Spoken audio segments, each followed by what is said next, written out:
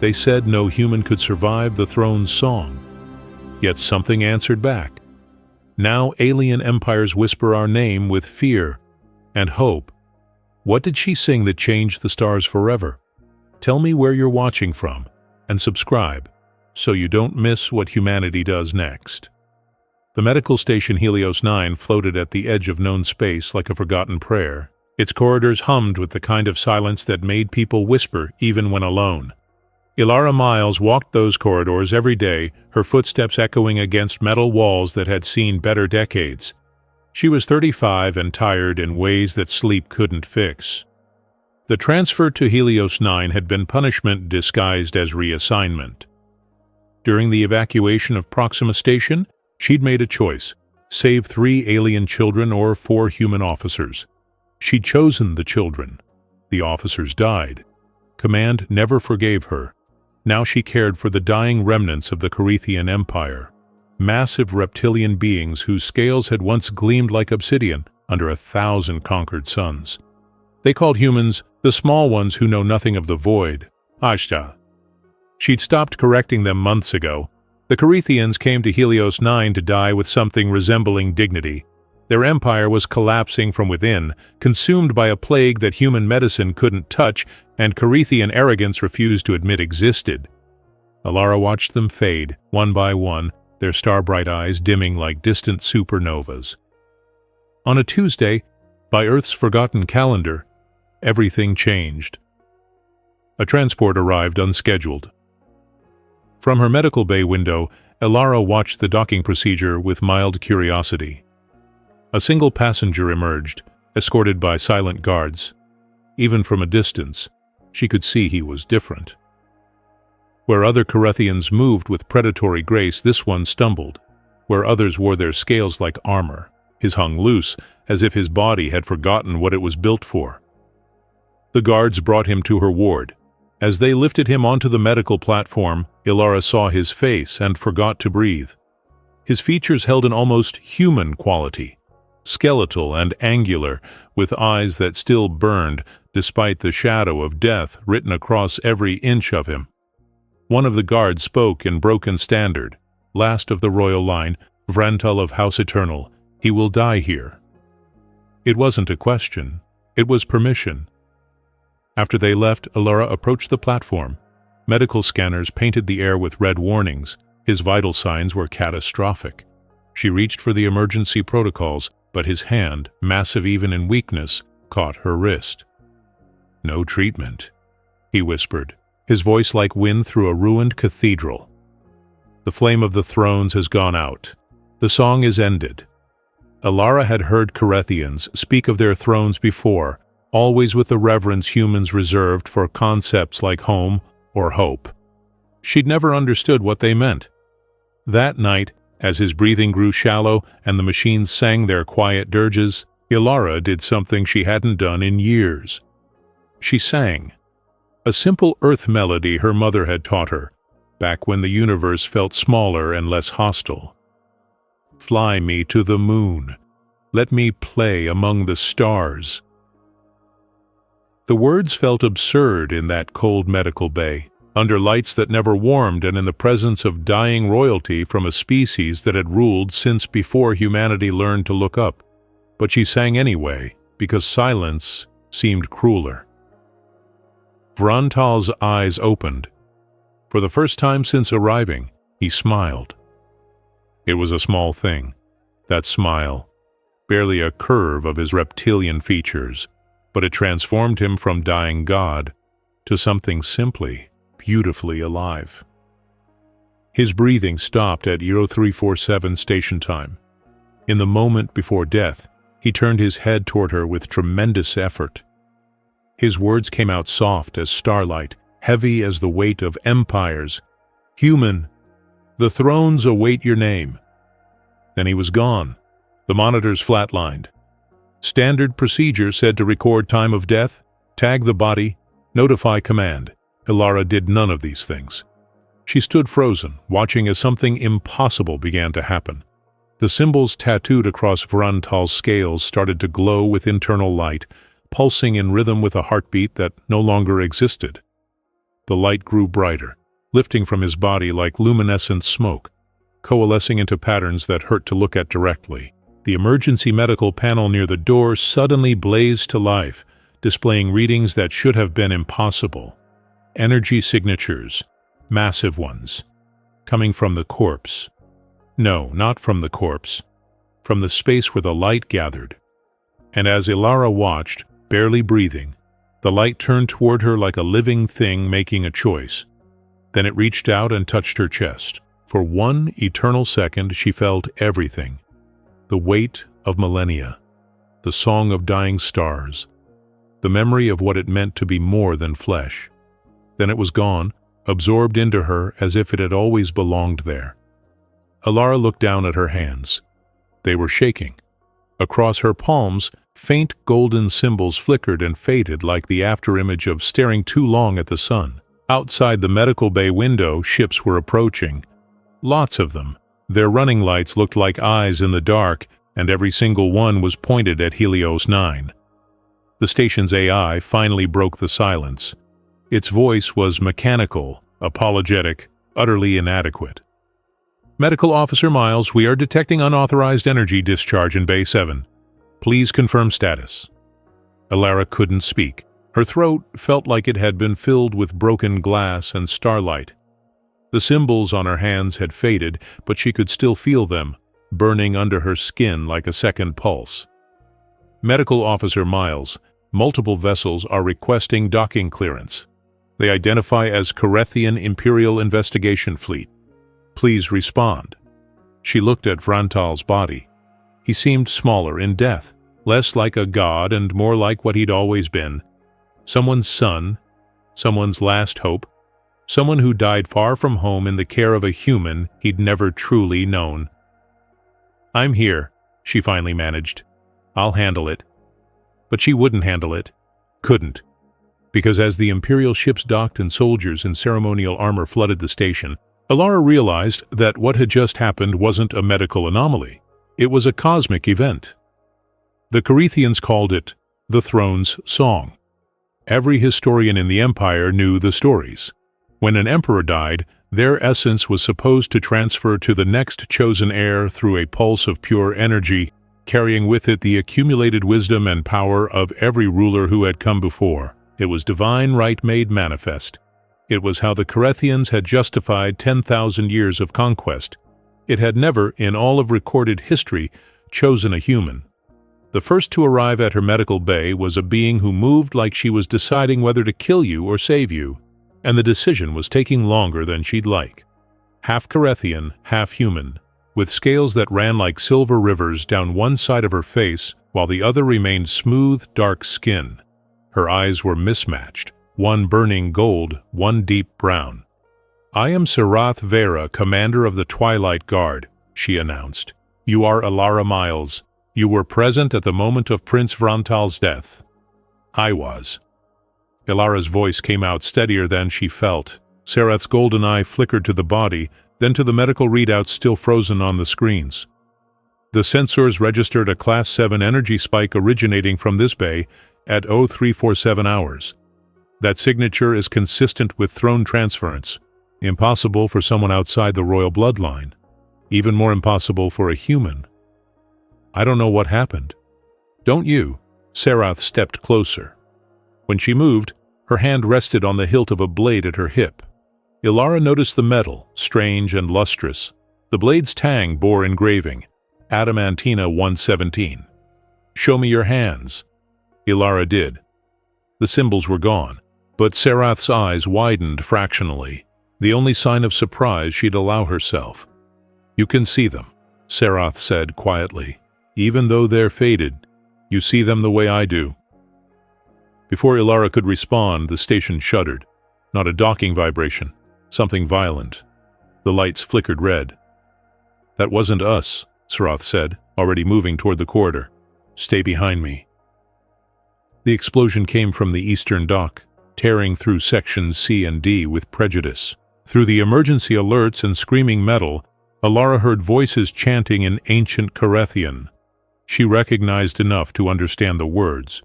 Usurper, unworthy, cleansing fire. Wings of the ancient flame, Serath spat. Religious fanatics. They believe the thrones must stay pure. They would rather see the empire burn than let a human touch the legacy. Another explosion. Closer. The medical bay's emergency seals activated, but not before three figures materialized in the doorway. They wore robes that seemed to be woven from darkness and burning edges, and they moved with the certainty of those who believed death was a promotion. "Step away from the blasphemer," the lead figure intoned. "Her existence is an insult to the first flame." Serath's blade cleared its sheath in one fluid motion. "Her existence is none of your concern, zealot." "Then you die with her, half-breed." The fight was brief and brutal. Serath moved like violence choreographed by someone who understood that efficiency and art weren't opposites. Two cultists went down before they could finish their prayers. The third managed to detonate something small and devastating enough to blow a hole in the wall. Decompression alarms shrieked. Emergency bulkheads began to close. Serath grabbed Alara's arm and ran, pulling her through the closing gaps with seconds to spare. They reached an emergency shuttle bay, damaged but functional. Serath activated the launch sequence with codes that shouldn't have worked on a human medical station. As the shuttle detached and Helios 9 receded behind them, Alara finally asked the question burning in her throat. "Where are we going?" Serath looked at her with those mismatched eyes, and for the first time, something like respect crossed her features. "Anywhere the Empire isn't looking, because if the throne chose you, human, then either you're the salvation of a dying race or the beginning of a war that will crack this galaxy in half." The shuttle's view screen showed Helios 9 in flames. Around it, dozens of ships converged, some bearing imperial colors, others marked with the burning wings of fanatics. And in the space between them, weapons were beginning to charge. Alara looked down at her hands one more time. In the shuttle's low light, she could swear the symbols were glowing again, faint as distant stars, spelling out a message in a language she shouldn't be able to read but somehow understood perfectly. It said, "Remember the song." The shuttle drifted through an asteroid field that looked like the universe had gotten angry and thrown rocks at itself. Serath piloted with the kind of precision that suggested she'd done this before, probably while being shot at. Alara sat in the co-pilot seat trying to process the last 6 hours. She'd gone from caring for the dying to apparently inheriting some kind of cosmic legacy she didn't want, understand, or believe in. Every time she closed her eyes, she saw Vrontal's smile, that small, unexpected moment of peace before everything went to hell. "You're handling this better than I expected," Serath said, not looking away from the navigation display. "Most humans would be catatonic by now." "I spent 2 years watching beings 10 times my size die slowly while insisting they were gods," Alara replied. "Reality stopped making sense a while ago." They weren't entirely wrong. Serath made a course correction that brought them uncomfortably close to an asteroid the size of a small moon. The Carithians were never gods, but they were chosen by something that might as well be. The thrones. The throne. Singular, despite the name. It's old, older than the Empire, older than Carithian recorded history. Some scholars think it's alive, others say it's a quantum field that achieved consciousness. Either way, it selected Carithian leaders for over 10,000 years, until yesterday. Alara felt the weight of that timeline. 10,000 years of tradition, broken because she sang to a dying man. "What happens now?" Serath's laugh was bitter. "That depends on who finds you first. The Galactic Council will want to study you, possibly dissect you if they think they can get away with it. The Carithian loyalists will want proof you're legitimate or proof you're not, and they'll be equally violent either way. The fanatics will want you dead on principle. And somewhere in all of this, there are people who might actually want to help. Which category are you?" The question hung in the recycled air. Serath's hands tightened on the controls, knuckles whitening. "I don't know yet. Half of me wants to believe you're exactly what the Empire needs. The other half thinks you're a fluke that's going to get everyone killed. Honest, at least. I'm a half-breed, Ilara. My mother was human, my father was Carathian elite. I've spent my entire life proving I belong to both worlds and neither, so when I look at you, I see every impossible thing I've ever wanted to believe in, and I hate that. Before Ilara could respond, the proximity alarms screamed. 3 vessels materialized from the asteroid shadows, smaller than Imperial ships but faster, meaner. Their hulls were painted with the burning wing symbol of the cult. "Hold on," Sarath growled, throwing the shuttle into a dive that made physics weep. Weapons fire laced the space where they'd been. The cultists weren't aiming to disable, they were aiming to erase. Sarath threaded them through the asteroid field with moves that would have gotten her arrested in civilized space, if civilized space still existed. "Can we fight back?" Ilara asked, knowing the answer. "This shuttle has medical supplies and emergency rations. Unless you can weaponize compassion, we're outgunned." Another hard turn. Something clipped their wing, sending alarms cascading. "I'm getting us to the settlement on Dust Haven, neutral ground, or as neutral as anything gets when empires are crumbling." "They're still following." "I know." Sarath's face was carved from determination and controlled panic. "Ilara, listen carefully. If we don't make it, if something happens to me, you need to find someone named Kale Mendrin. Human trader operates out of the Haven. Tell him the half-breed sent you. He'll know what to do. We're both making it." "I appreciate the optimism." Sarath yanked them into a barrel roll that probably violated several laws of motion. But optimism doesn't stop plasma bolts. They broke through the asteroid field. Ahead, a small planet hung in space like a dirty marble. Dust Haven lived up to its name, all brown and gray and unimpressive. But it had a functioning spaceport, and more importantly, it wasn't on fire. The cultist ships pursued, relentless. One got a clean shot, and the shuttle's engine screamed in protest. They were going down, but Sarath was making sure they went down on her terms, angling toward the spaceport with a trajectory that was part landing, part controlled crash, part prayer. They hit hard. Emergency systems deployed, cushioning the impact enough that they'd probably survive. Probably. The shuttle skidded across the landing pad, tearing metal and throwing sparks, finally coming to rest against a cargo container that didn't appreciate the interruption. Ilara's ears rang.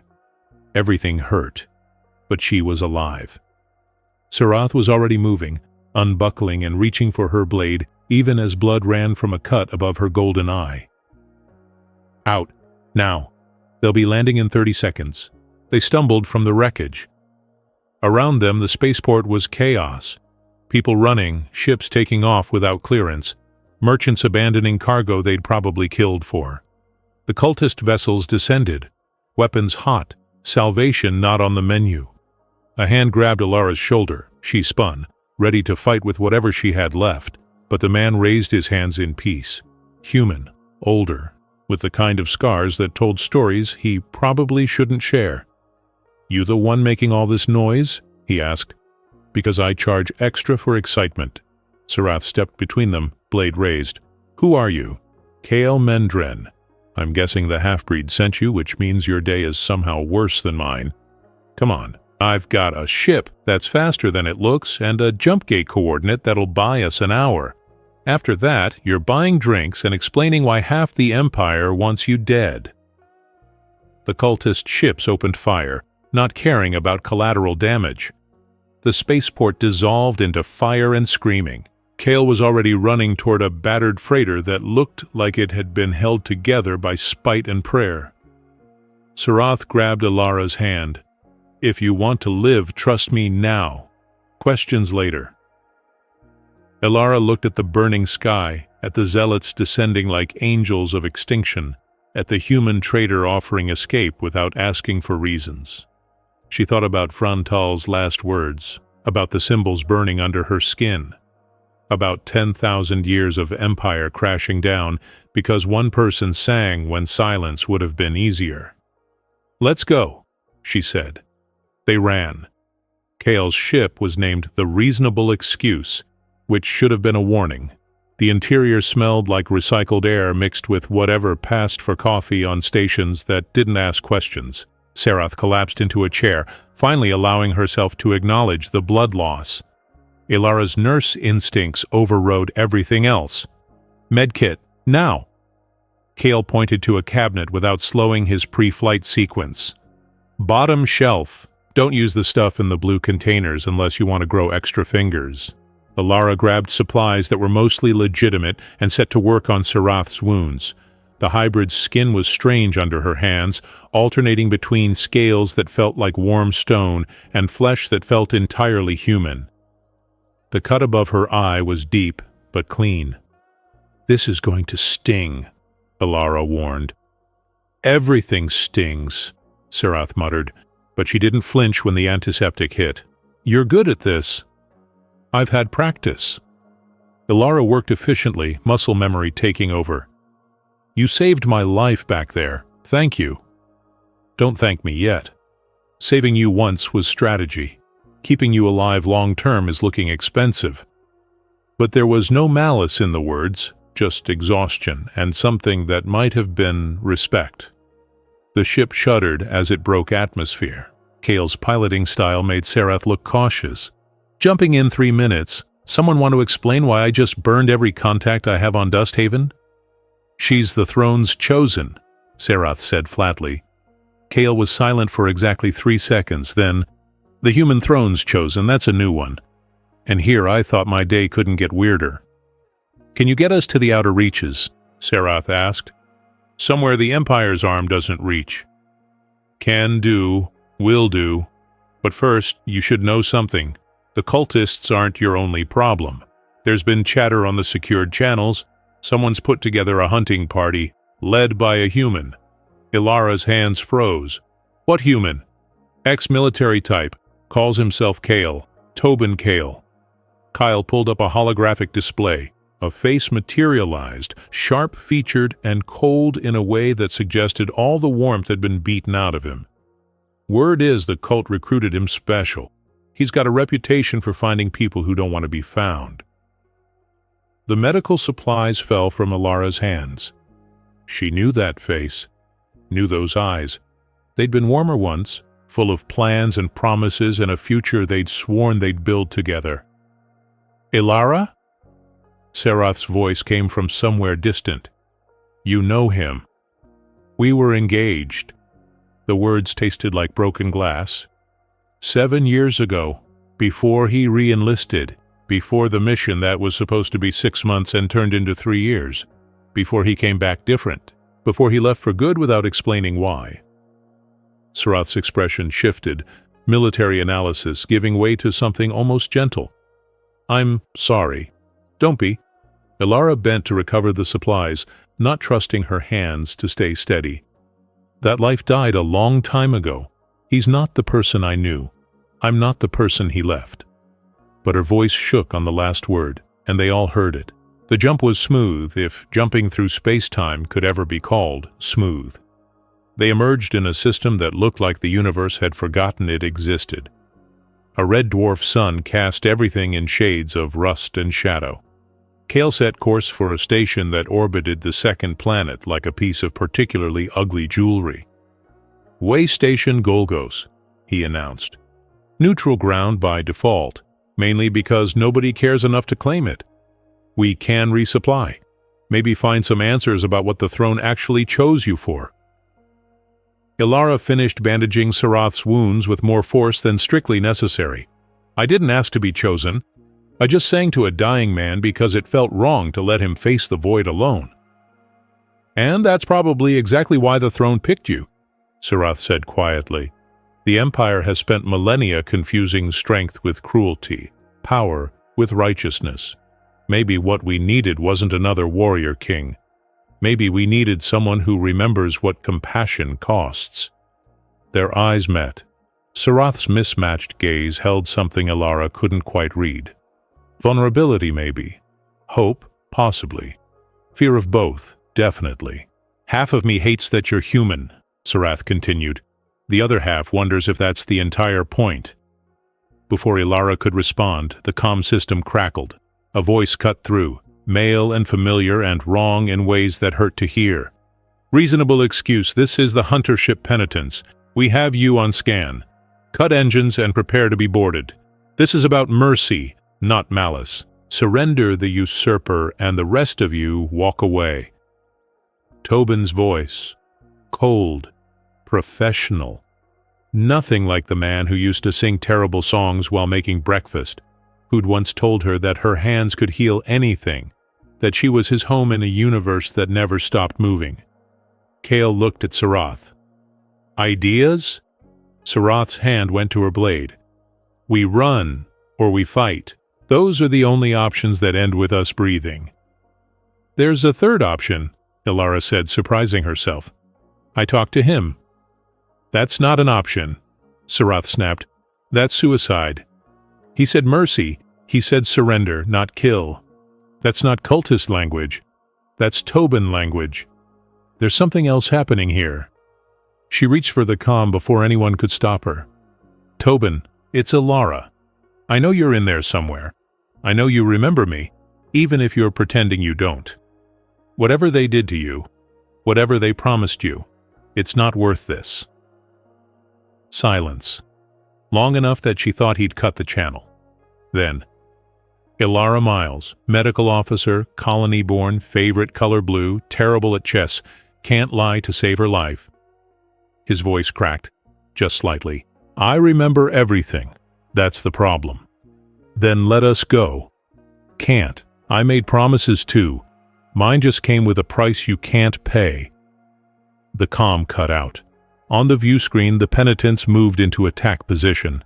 It wasn't a big ship, but it was armed enough to matter and fast enough to hurt.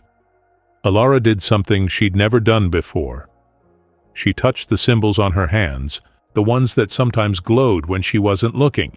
She thought about songs and dying gods and choices that echoed across galaxies.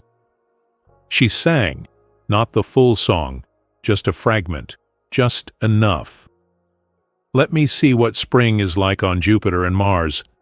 On the screen, the Penitence's weapons powered down, just for a second. But a second was enough.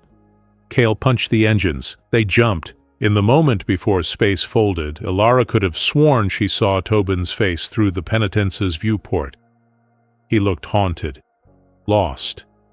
And his lips were moving, finishing the song she'd started. The jump landed them in a system so remote it didn't have a name, just coordinates that hurt to pronounce. Kale's ship limped to a moon with barely enough atmosphere to breathe and significantly less charm. They touched down near ancient ruins that predated human space travel by millennia, possibly predated humans entirely. We've got maybe 6 hours before someone finds us, Kyle said, running diagnostics that painted everything red. I need to repair the jump drive. You two need to figure out what happens next. Ilara stepped outside into air that tasted like rust and regret. The ruins stretched toward a horizon stained purple by a dying sun. Sarath followed, moving quieter than someone her size should manage. That was stupid, Sarath said. Brilliant, but stupid. You affected his ship with a song. I don't know what I did. Ilara looked at her hands. The symbols were visible now, faint gold against her skin. They pulsed with her heartbeat. This isn't me. This is something that chose me without asking permission. The throne doesn't ask permission. It recognizes something. Sarath sat on a broken pillar that might have once supported temples to forgotten gods. Ilara, what Tobin said about remembering, that's not how cult conditioning works. They burn out the past. The fact that he knows your favorite color means the programming isn't complete. Or it means he's pretending. He powered down weapons when you sang. That's not pretending. That's breaking through.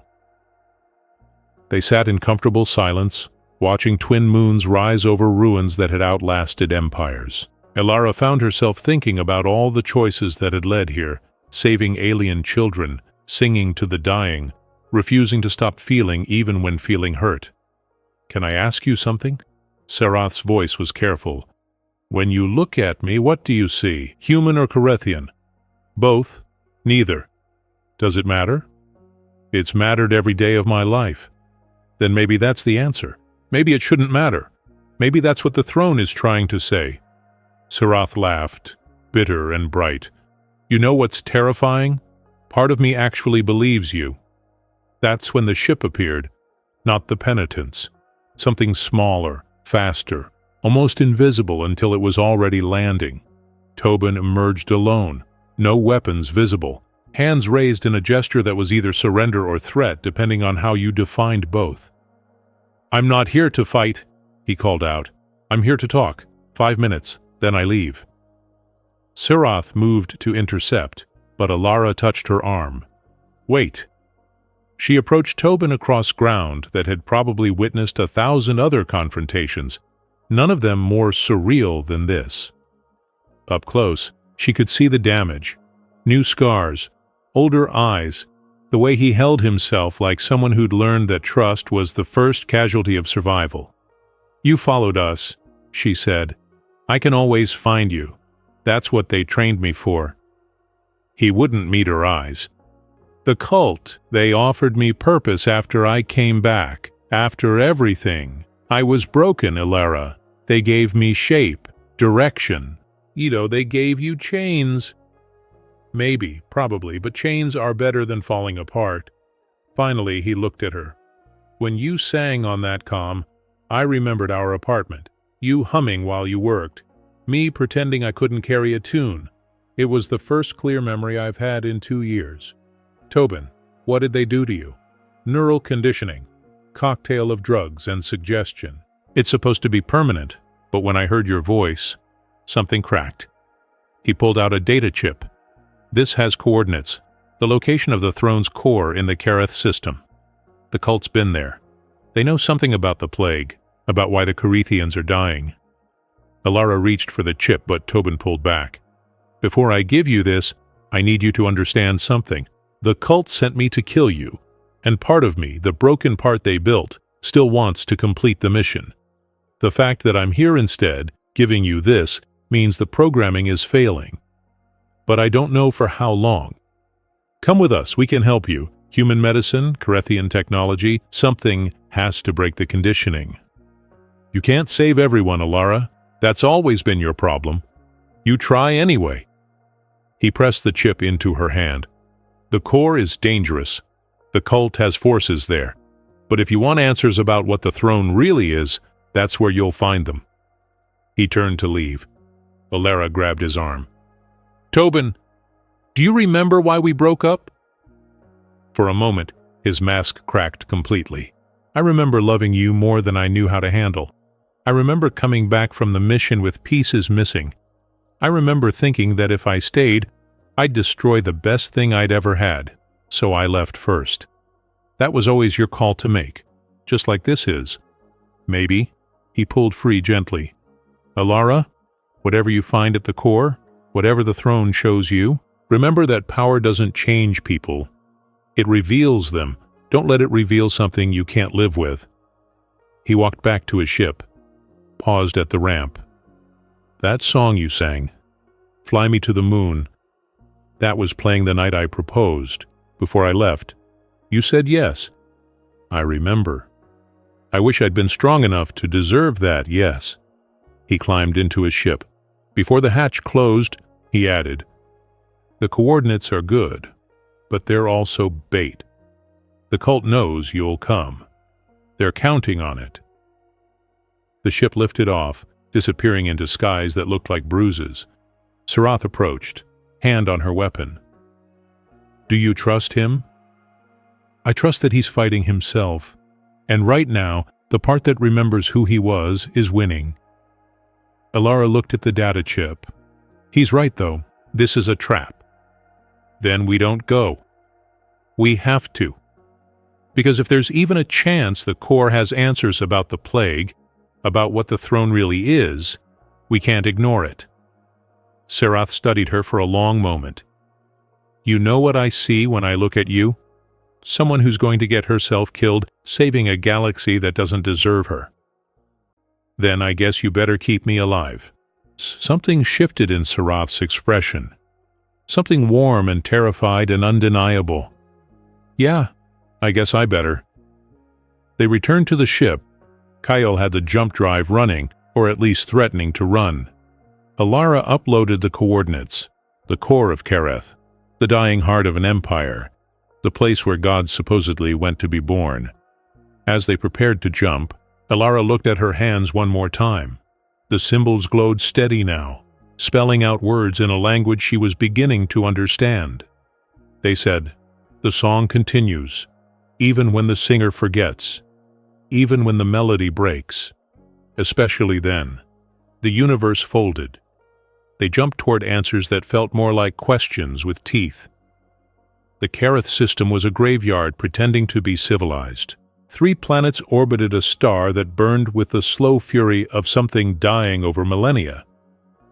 The second planet, Kereth Prime, had once been the Empire's crown jewel.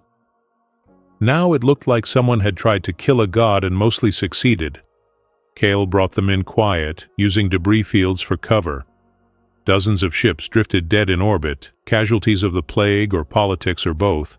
The core itself sat at the heart of the planet, marked by ruins that spiraled down into something that sensors insisted couldn't exist, but clearly did. "That's a quantum anomaly," Kyle said, voice tight. "A big one. Readings don't make sense. It's like space is folding in on itself and then deciding not to." "That's the throne," Sarath whispered. She looked pale, if hybrid skin could go pale. "I've seen holographic records. The real thing is supposed to be worse. Better. Both."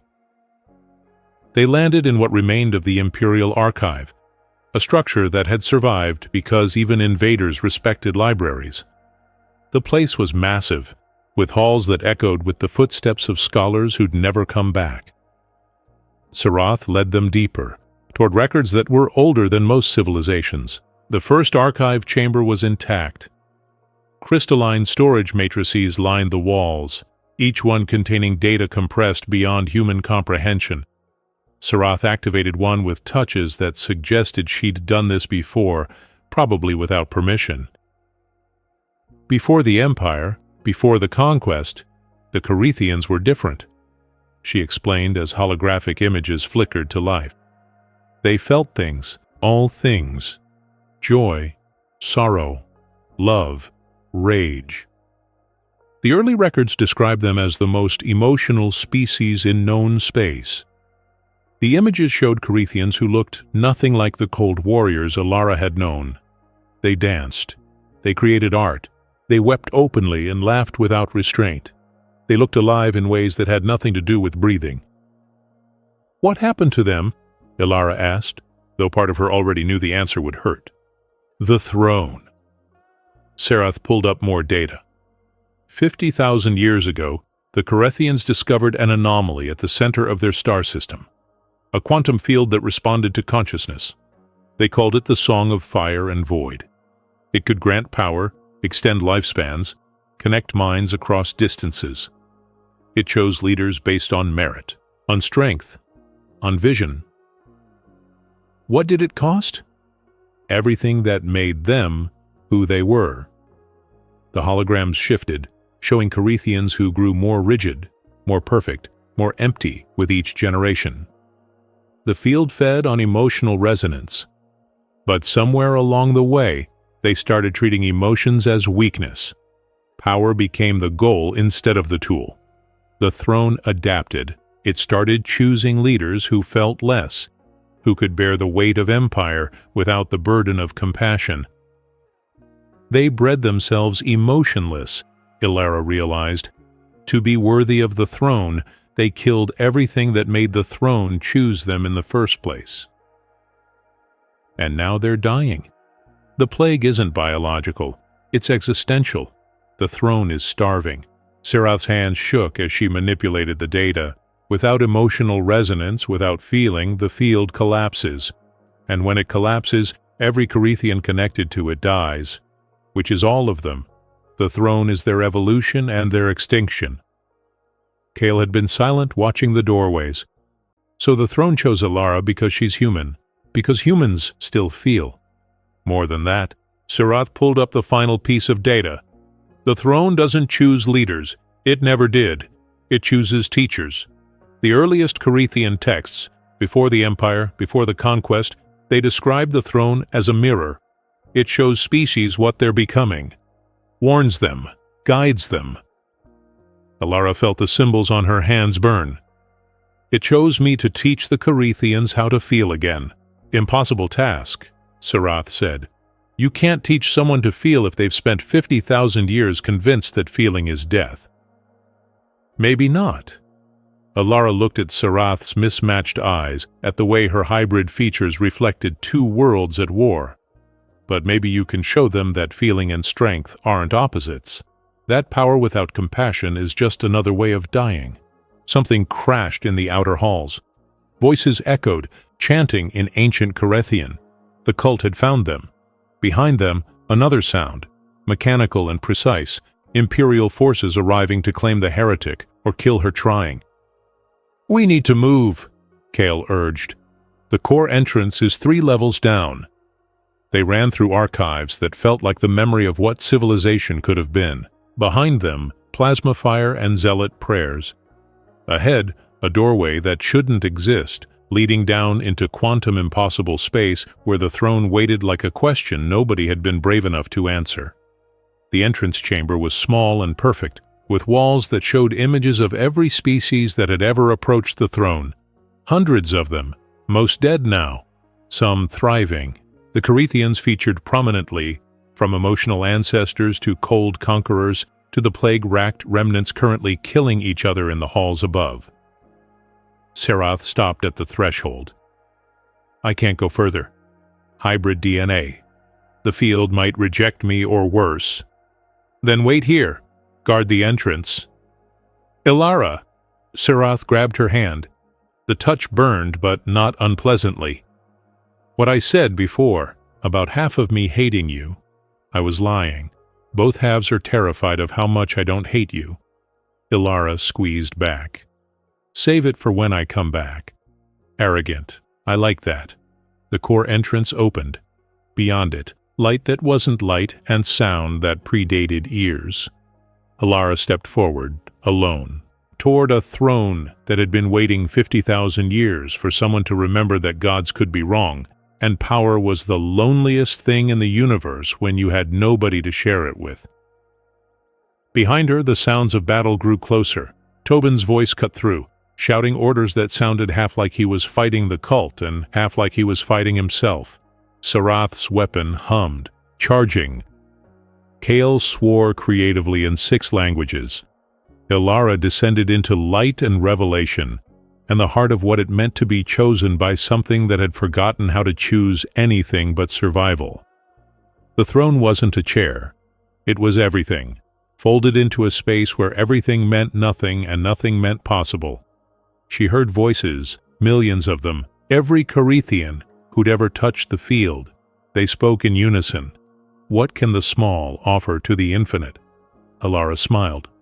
For the first time since Vrontal died, she knew exactly what to say. A song, imperfect, human, alive, the only thing infinity can never manufacture. Compassion that costs, love that hurts. The choice to feel, when feeling, means breaking. The throne listened, and in listening, remembered. Ilara emerged from the mining tunnels into Sarath's arms. She didn't remember collapsing, didn't remember the screaming.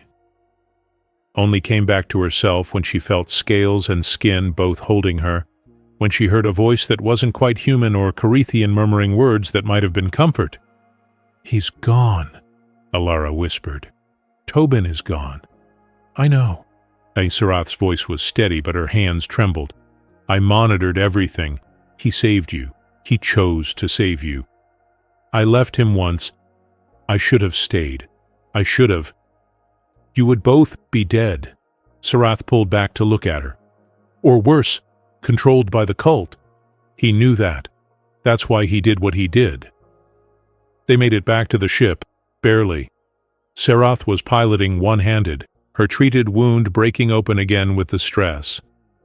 Ilara sat in the co-pilot seat, numb, watching stars streak past. The Galactic Council's transmission came through an hour later. not a request, a demand.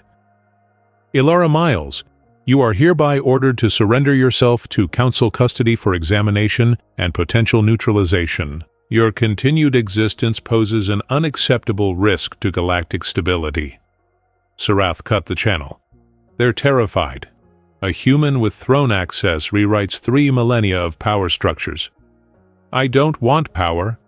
Ilara's voice came out hollow. I just wanted to help people. That's all I've ever wanted.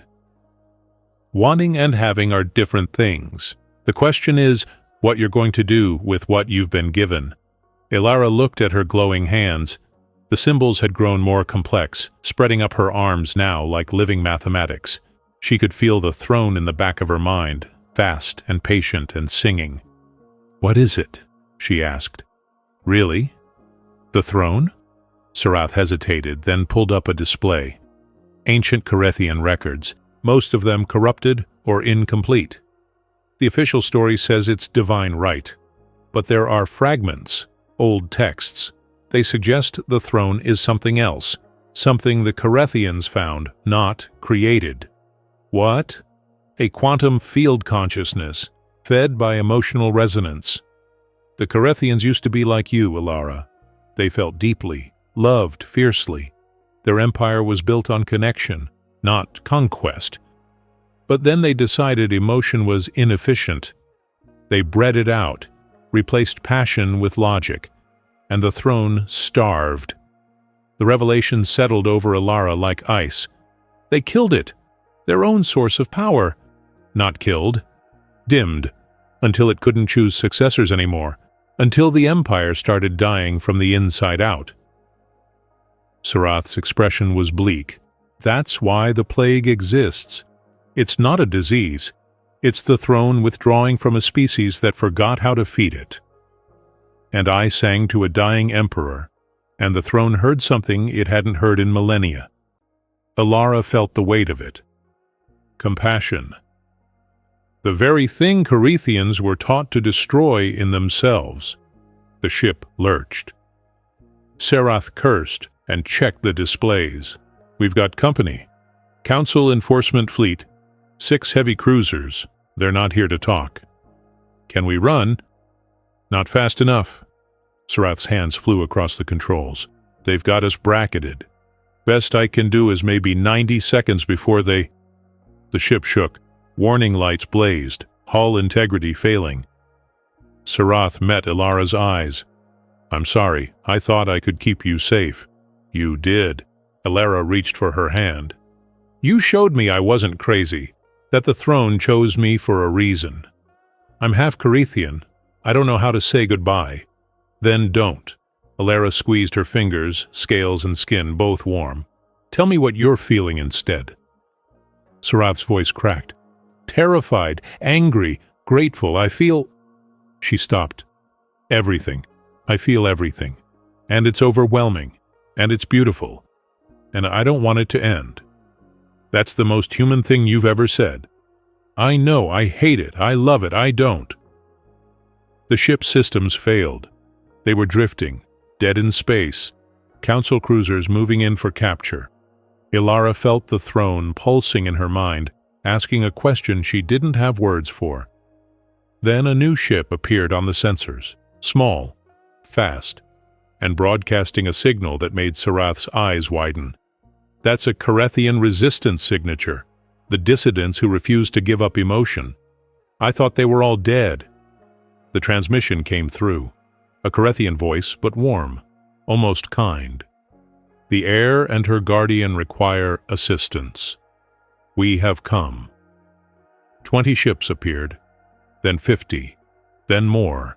Carethians who'd hidden in the shadows, who'd kept their hearts despite the cost, and humans, and hybrids, all converging on one impossible idea, that maybe, just maybe, the small one who knew nothing of the void had something to teach the universe about living.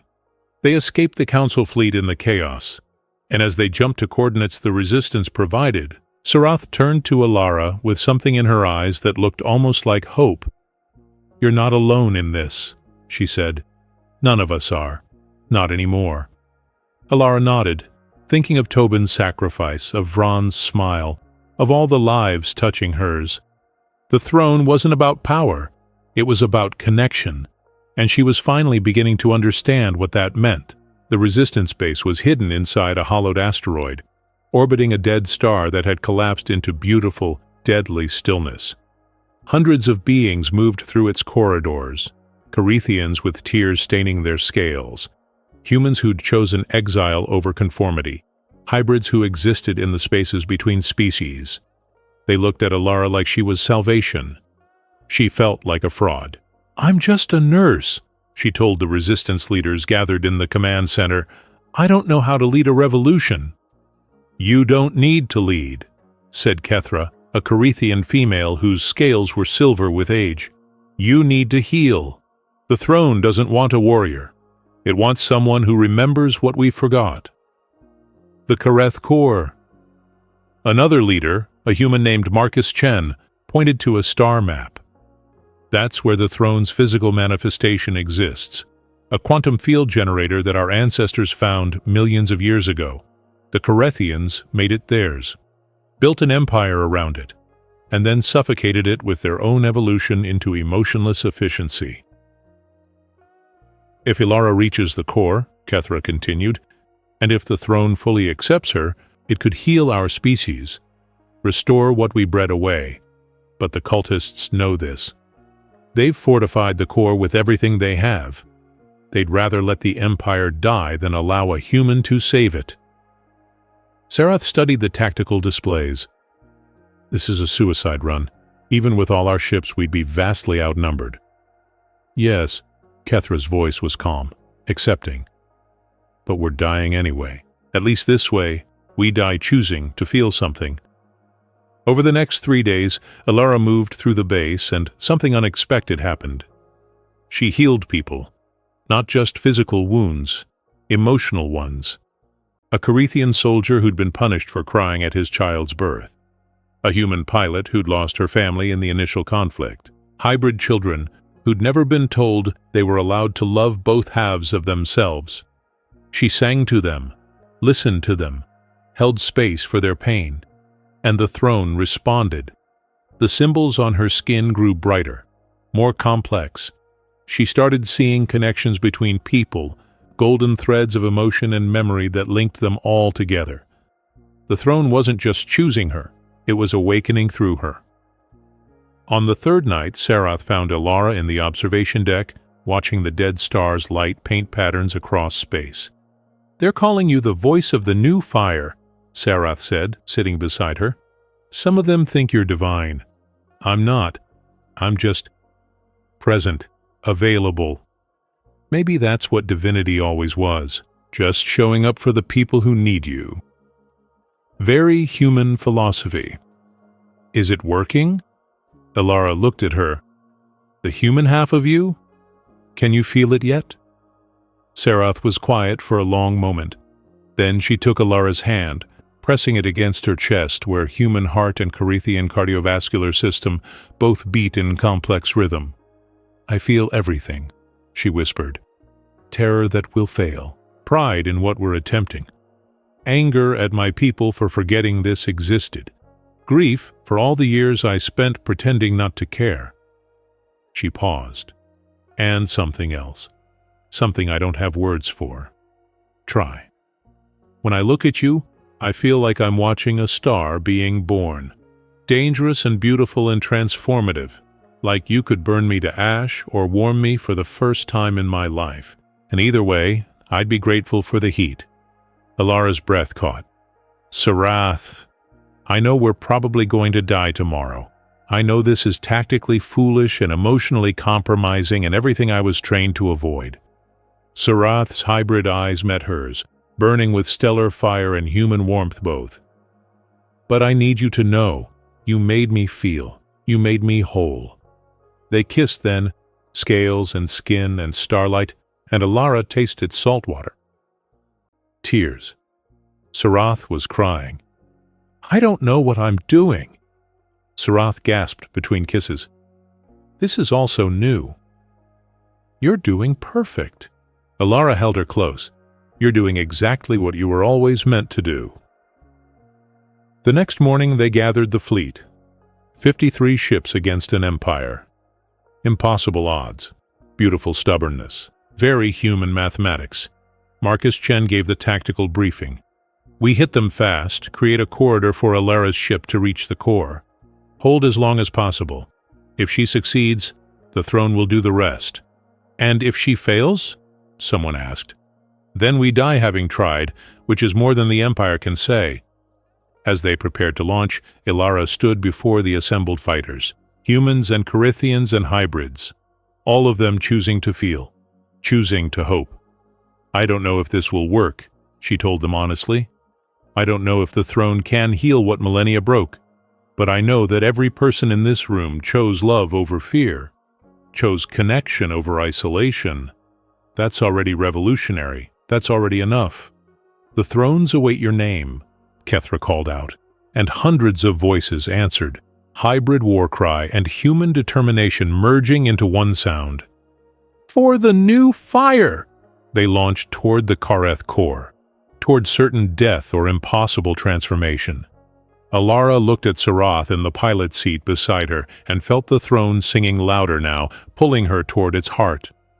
One way or another, the galaxy was about to remember what it meant to feel. The battle for the Kareth core was chaos incarnate. The cultist fleet outnumbered them 8-1. Their ships were larger, better armed, designed by an empire that had perfected warfare over millennia. The resistance fleet should have been atomized in the first volley.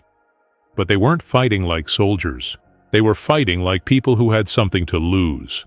"Alara, we've got your corridor." Marcus Chen's voice crackled over the comms. 60 seconds before they close it." Sarath pushed their ship to its limits, weaving through weapons fire that painted space with deadly light. Behind them, resistance fighters threw themselves against impossible odds. Alara watched a human pilot ram his dying ship into a cultist destroyer, buying them 3 more seconds. "Almost there!" Sarath's hands flew across the controls.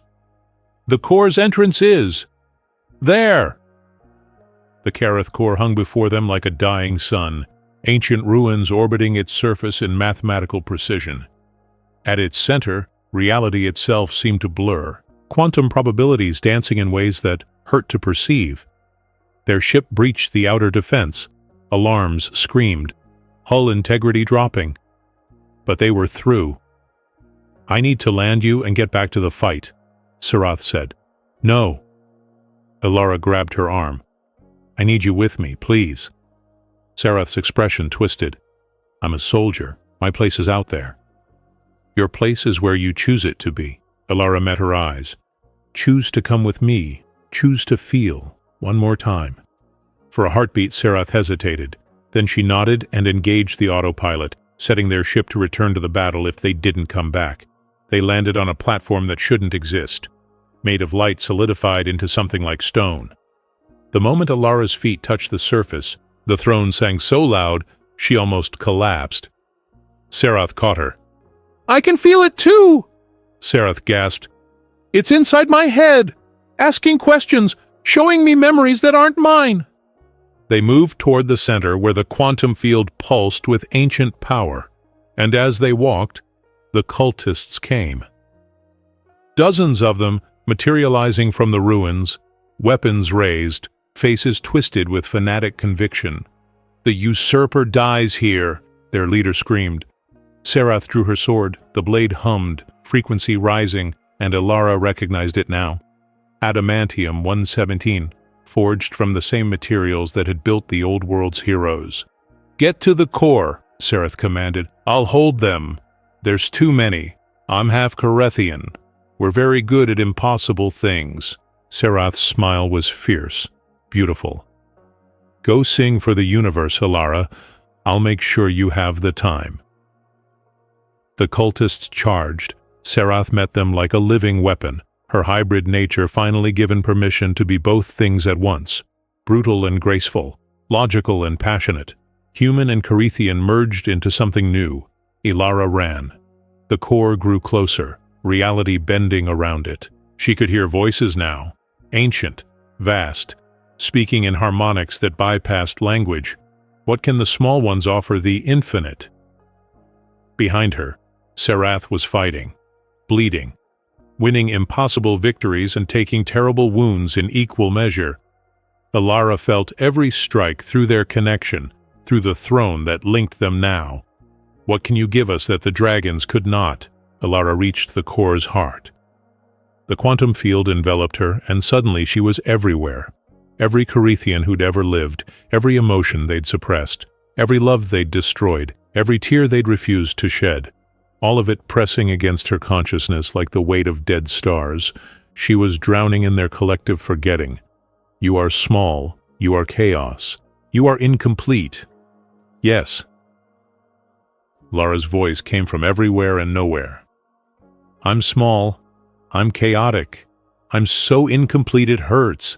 I make mistakes, I love wrong, I choose wrong. I left someone I cared about and can never get him back. I'm terrified every second that I'm not enough. Then why should we choose you? Because I know I'm not enough. And I try anyway. Tears streamed down her face. Because being incomplete means there's room to grow. Being chaotic means adapting to change. Being small means caring about individuals, not just empires. The throne pulsed, considering. Behind her, Serath screamed. Alara turned to see her fall, cultists overwhelming her position. She was dying. They were all dying out there, and Alara was arguing philosophy with a quantum field. No, the word tore from her throat, and then she did the only thing she knew how to do. The only thing that had ever mattered. She sang. Not words, not melody. Just pure emotion made sound. Grief for Tobin. Love for Serath, compassion for Vran. Rage at the cultists, hope for the future, fear of failure. All of it poured into one broken, human, imperfect song. And the throne shattered. Not destroyed. Transformed. The rigid structure that had defined Corethian succession for millennia exploded into infinite possibilities. The quantum field didn't choose her. It merged with her, became part of her, became part of everyone. Light erupted from the core, golden and unstoppable, washing across the battle. Cultists froze, their programming, their conditioning, their rigid certainty all cracked like ice under spring sun. And beneath it, Alara felt their emotions flooding back. Confusion, fear, then wonder. They were remembering how to feel. The wave spread further, across systems, across the entire Corethian Empire. Everywhere the plague had touched, everywhere emotion had been bred away, the throne now sang its new song. Not power, not succession, but invitation, remember, feel, live. Alara collapsed. The connection was too much, too vast. She was dying from the sheer intensity of it. Then Serath was there, pulling her back from the quantum depths, her hybrid blood allowing her to touch the field without being consumed. Come back, Serath begged, and her tears fell on Alara's face. Please, you showed me how to feel. Don't leave before I learn how to live with it. Alara opened her eyes. They were glowing now, burning with the same stellar fire as Vran's had, as Serath's did, as every Corethian's once had before they forgot. Hey, she whispered. Did we win? You tell me. Serath helped her stand. Around them, cultists were dropping their weapons, crying, embracing each other. Outside, the battle had stopped. Both fleets hung in space, watching as the Coreth core blazed with light it hadn't shown in 3,000 years. The song of fire and void, someone whispered over the comms. It's real. The throne sings again. Alara leaned against Serath, exhausted beyond anything she'd ever felt, but alive. They were alive. We won, she confirmed. We all won. And for the first time in millennia, the Corethian Empire remembered what that felt like. 3 months after the core awakened, Alara stood before the Galactic Council. Her eyes still glowed with stellar fire. Scales had begun forming along her arms in golden patterns, and the throne's presence hummed constant in her mind. She was no longer entirely human, wasn't entirely anything. She existed in the spaces between, like Sarath, like all hybrids, like everything worth being. You destabilized 3,000 years of political order, the council representative said, their voice carefully neutral. The Carethian Empire is in chaos. Species under their rule are rebelling. You've created life, Alara interrupted. I created the possibility of life. The Carethians were dying because they'd optimized themselves into extinction. Now they have a choice. Feel or fade. That's not chaos. That's evolution. The cultists call you usurper. The cultists are learning to cry again. Give them time. Hate is easier than healing, but healing lasts longer. The council debated for 6 hours. Finally, they reached their conclusion. Ilara Miles would not be classified as a threat. She would be recognized as the voice of the new fire, ambassador of the transformed throne, and officially a problem for future generations to figure out. She'd take it. Outside the council chambers, Sarath waited. The hybrid warrior had changed too, softer around the edges, quicker to smile. She wore civilian clothes now, having resigned her commission to join what Ilara had started. How did it go? Sarath asked. They're terrified of me, but too afraid of looking intolerant to say so. Ilara took her hand. Perfect diplomatic outcome. Where to next? Everywhere. Ilara pulled up a star map on her datapad. Dozens of systems highlighted. The Carethians are waking up emotionally, and they don't know how to process it. They need teachers, counselors, people who understand that feeling everything isn't weakness. The Order of Caregivers. Sarath smiled. Very human name. We're a very human organization. Well, mostly. Hybrid-friendly. All species welcome.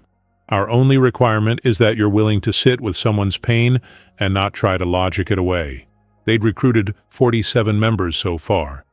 Humans and Carethians working side by side. Former cultists who'd remembered their hearts. Medical staff from Helios 9 who'd survived the attack and wanted to keep serving. Even a few council observers who officially weren't part of the organization, but somehow always appeared when needed. The movement was growing. Slow, messy, very much alive. That evening, Ilara returned to their ship. It was small, repurposed from Sarath's old military vessel, but it felt like home. In the common area, she'd installed something impractical and beautiful, a piano. Real wood, real keys, shipped from Earth at obscene cost. She sat and began to play, Fly Me to the Moon, the song that had started everything. Sarath emerged from the navigation deck and leaned against the doorway, watching. You never told me what you heard, in the core, what the throne said at the end. Ilara's hand stilled on the keys. It asked me one final question. It said, what makes your species worthy of this power? And you said? I told it we weren't worthy, not humanity, not Carethians, not anyone. Worthiness is a trap. It implies some people deserve care and others don't. Ilara turned to face Sarath. I said the throne shouldn't be about worthy. It should be about willing. Willing to try. Willing to fail. Willing to get back up and keep caring even when it hurts. What did it say to that? It laughed, I think. The quantum field equivalent of laughter. And then it said, the small ones understand. Power is not something to be held. It is something to be given away. Sarath crossed to her, sitting on the piano bench beside her. So you gave it away. To everyone, every species that touches the throne's new network can access it. Not for conquest, for connection, for understanding. Ilara leaned against her. The Carethians built an empire on genetic superiority. We're building something on emotional availability. Let's see which one lasts longer. You know the old guard will fight this. Let them. We'll be too busy helping people to notice. They sat in comfortable silence, Sarath's hybrid warmth solid and real. Outside the window, stars wheeled past, infinite and indifferent and beautiful. Do you ever regret it? Sarath asked quietly. Tobin, what you lost to get here. Ilara's eyes stung with tears. She let them fall. Every day, but I think he'd understand. He gave his life so I could reach the core, so I could sing for the universe. Regret doesn't honor that. Living does. He was braver than most. He was human. We specialize in beautiful stupidity. Sarath laughed, actually laughed, a sound she'd only learned to make 3 months ago. I'm half human. Does that mean I'm only half stupidly beautiful? No, you're double stupidly beautiful. You get both sides. Ilara kissed her. Lucky you. Later, as they prepared to jump to their next destination, a transmission came through. Ancient Carithian encryption. Resistance cells they'd never contacted before, and one message that made Ilara's breath catch. More survivors found. Carithians who hid their emotions for generations. They're asking for the voice of the new fire. They're asking for hope. Sarath looked at her. Ready? Ilara thought of Varan smiling at her song, of Tobin choosing love over programming, of Sarath learning to cry, of an entire species remembering what it felt like to feel. She thought of all the beings out there, waiting to be told that their emotions weren't weakness, that their care mattered, that being small and chaotic and incomplete was exactly what the universe needed. Always, she said. The ship jumped to warp. Behind them, the Kareth core pulsed with its new song, broadcasting across every system. A reminder, an invitation, a promise. The gods didn't create us to serve power, Ilara had told the throne. They created us to remember what it forgot, to sing to what is dying, and make it live again. In the vast darkness between stars, in the spaces where empires rose and fell, in the quantum fields where consciousness danced with possibility, something ancient and patient smiled. The small ones understood, and for the first time in 3,000 years, the universe remembered that understanding was enough, that care was power, that the ability to sit with someone's pain and sing them toward hope wasn't weakness. It was the most dangerous weapon in existence, and humanity had just taught the galaxy how to use it. Far across space, in the ruins of Helios 9, a panel still flickered with power. On it, in cheerful letters, 2 words glowed. Don't panic. The universe was learning, slowly, imperfectly, very humanly. And somewhere in the quantum field that bound all consciousness together, a song played on. Not an ending, not quite a beginning. Just the eternal, chaotic, beautiful middle where life actually happens, where the small ones who knew nothing of the void taught infinity itself how to feel. And the infinite, surprising everyone, felt grateful for the lesson. In the end, Ilara's story wasn't about saving galaxies or rewriting empires. It was about remembering that feeling is the universe's most radical act. Empires crumble, gods forget, algorithms fade, but the stubborn, inconvenient compassion of one flawed human can still bend the infinite toward meaning, because sometimes the smallest voice in the void isn't asking for permission, it's teaching eternity how to care. So tell me, what would you sing to the dying if you knew your song could wake a god? When was the last time you chose to feel something instead of avoiding it? And if the universe ever whispered your name, would you answer or pretend you didn't hear? If you stayed till this point, type "song" in the comments, so I know you're one of us, the ones who still believe sound and kindness can shape the stars. Tell me where in the galaxy or Earth you're watching from, so we can map this new constellation of humans who refuse to go numb. Subscribe if you felt the burn of that truth. Drop a like if you've ever healed someone by simply staying. And share this story with one soul who still thinks feeling too much is a flaw. And when the card appears, click it. Another story waits there, already humming the next verse of our collective song.